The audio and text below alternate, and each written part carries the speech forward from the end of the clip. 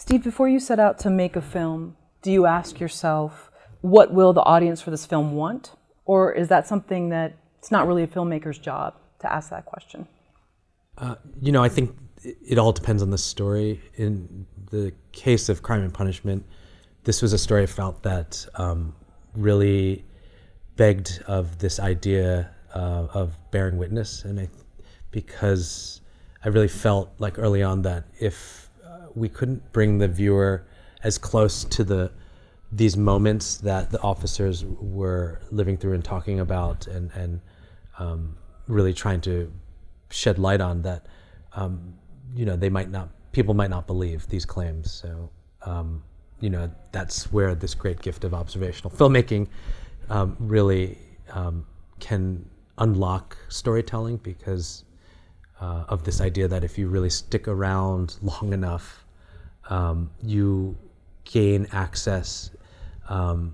to very unexpected kinds of moments, and also the layers of truth start to kind of really reveal themselves. Whereas in the beginning you may be seeing sort of moments that speak on an issue level that might have interested you early on. By the end of filming it, the process, the relationship with the subjects that you're filming, all of that kind of gets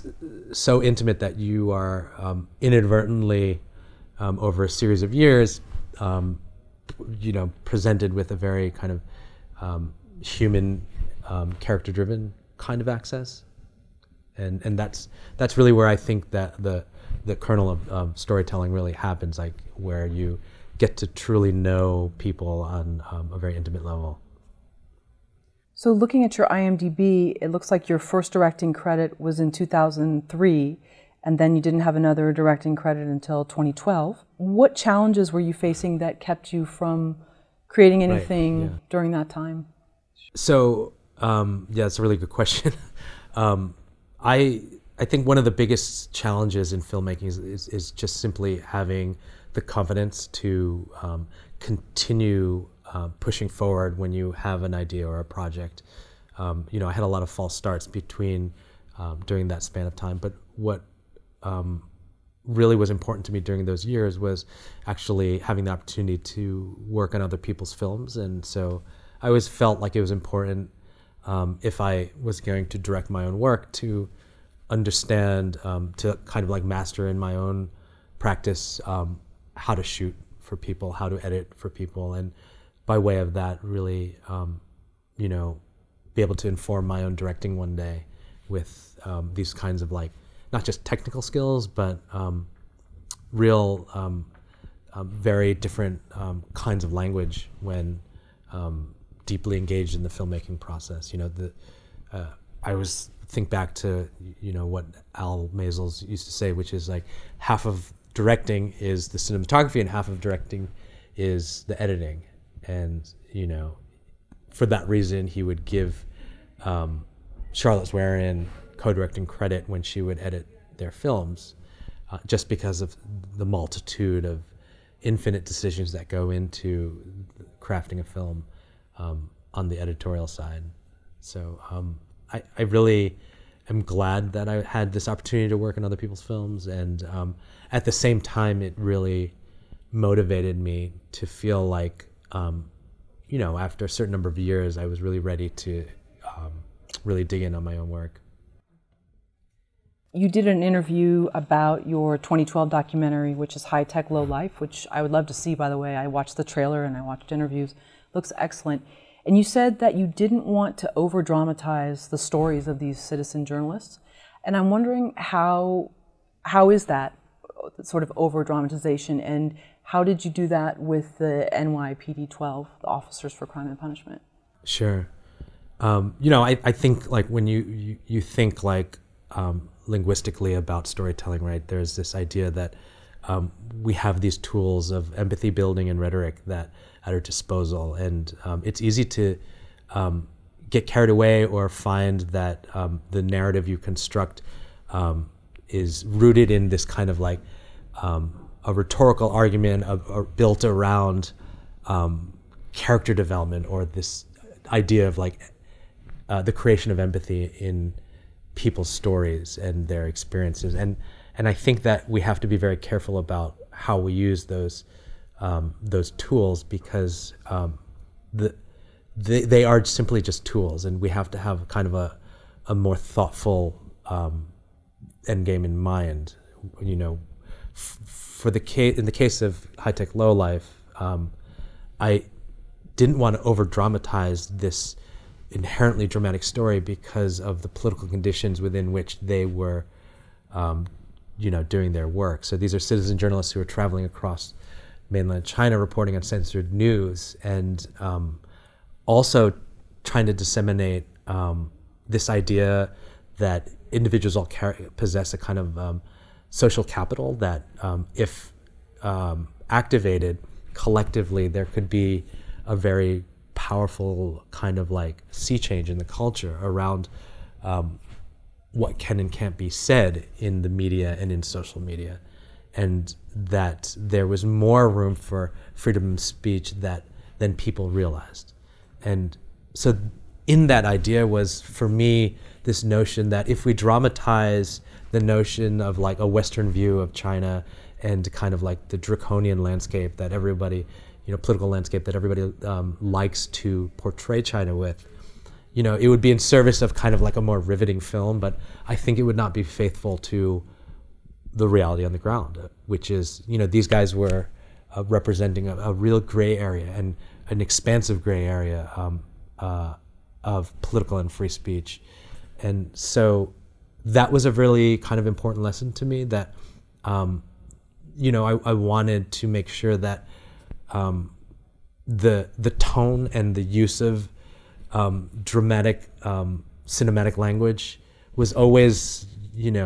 thoughtful and kind of like commensurate to the real, truly honest political kind of condition at hand. In the case of Crime and Punishment, I think that this idea of, building character, right, from a story perspective, these are obviously real people, so to call them characters and subjects is always a little discomforting, but for the sake of the conversation, building character was very important, right? If you can't have a human connection to these whistleblower officers in the film, then you would never release yourself to kind of imagine the high stakes nature of what they're doing, and the real kind of like social and political impact of everything that they were putting on the line to try and expose. But that being said, this couldn't be rooted in simply any single character's dramatic story arc, because the larger goal for me in this film was to create something that had a sort of systemic view that incorporated many officers that we were meeting, and not just that, but kind of like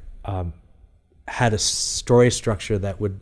lead from one person to the next, so that there was a kind of corroborating effect in the storytelling. In a sense, for me, that was perhaps like a less dramatic kind of strategy to take, as far as, what would have been so potent to just tell Edwin Raymond's story or just Sandy Gonzalez's story. But ultimately, I think it was in service of this kind of more important goal that I recognized we need to insulate the project with, which is with this different kind of story structure that was moving back and forth between sort of a macro sort of systemic view and then the micro human view on the ground, literally suggested through these aerial drone shots, right, of the precincts. If you see the film, we can get at something both structural in terms of the policy that was having a discriminatory impact in minority communities, and also make sure that the viewer was grounded in like the real human stakes of people living through these systemic issues, and then also additionally insulate the film so that it's much harder for the department to dismantle any singular narrative or say, this was kind of like, this is like the claims of a disgruntled cop, or every precinct has its bad apples that will have something negative to say about the department. So I don't know if that answers your question, but there was a lot that kind of went into the story. I heard you say in another interview where I read something that you did not want the weight of the film to rest on just one story. And so I'm wondering, how did you make sure that you divided the time so that it's not so-and-so's sort of fault, or that it's not just a film about one sort of story with a few minor ones interwoven? Right. Yeah, I mean, I was really sensitive to this idea that, when you push back against an institution, right, as these officers in the film are doing, that often is the case that people will say, oh, well, this is one disgruntled cop, or this is one bad apple. Every department has a bad apple. And this kind of like bad apples idea was something I was very sensitive to, and wanted to make sure that we created a story structure that was rooted in kind of a more nonlinear, multi-character mosaic, which we could create a corroborating effect, so that one officer's story would dovetail into another, would lead us to another, would then be introducing some lawyers who are working with a private investigator that lead us to a community with young people who have been arrested multiple times for falsified charges, and so on and so forth, so that there was this true kind of ecosystem of criminal justice, or a truly systemic view of what was happening in New York City, that would be much harder to refute or dismiss than if it was a single character narrative that we were putting a lot of pressure onto. And so I think in a lot of ways the burden of this of the film's message could really be spread out by many and shared by all. I think you said too, for an interview you did with the Sundance Institute, that you believe that there's no financial incentive to draw the documentary process out past a year, but obviously this took, 4 years to make, Crime and Punishment? Yeah. So I'm wondering, how are you able to put in 4 years of time and not run out, or did you run out of money several times and you were able to apply for grants? Yeah, I mean, I think, most people working in nonfiction are finding themselves in situations where they're shooting for years in order to prove to funders that, they have a credible story, or a kind of like a proof of concept on hand. You hear many times you submit to, grant applications, or to funders, and, they'll say, well, come back when you have more. This looks really interesting. And to the point where, people want rough cuts of work. And so it's really a difficult path to try and finish an independent documentary, because you're expending all your personal savings or resources. Everybody is accruing, or most people are accruing, tremendous amounts of personal debt on credit cards and whatnot. And so, it's very hard to justify. But yet, when you feel like you are finding yourself in the crux of a very kind of perhaps never before seen story, or access to individuals that have not, had their stories told, and that's a very kind of compelling reason to just find any way possible to continue shooting. So, luckily, I think being able to freelance in film for other projects is, was thankfully a way to kind of sustain myself, when times were tight. And then ultimately I was able to get funding, thankfully, from some really amazing organizations and individuals. You think of most documentary filmmakers deal with maybe a reluctant subject. You said earlier the chance for them to tell their story. Were there times when it was too much too fast because they were so relieved that you were here, you were ready to listen, they were ready, they were at a time in their lives where they knew they were going to do this, take this leap, and you had to slow them down? Yeah, I mean, it was a really overwhelming moment once, the class action was formed. There were, in essence, 12 cops who were part of this class. Not all 12 of them wanted to be filmed, but the majority of them did. And so that was about 10 officers, including individuals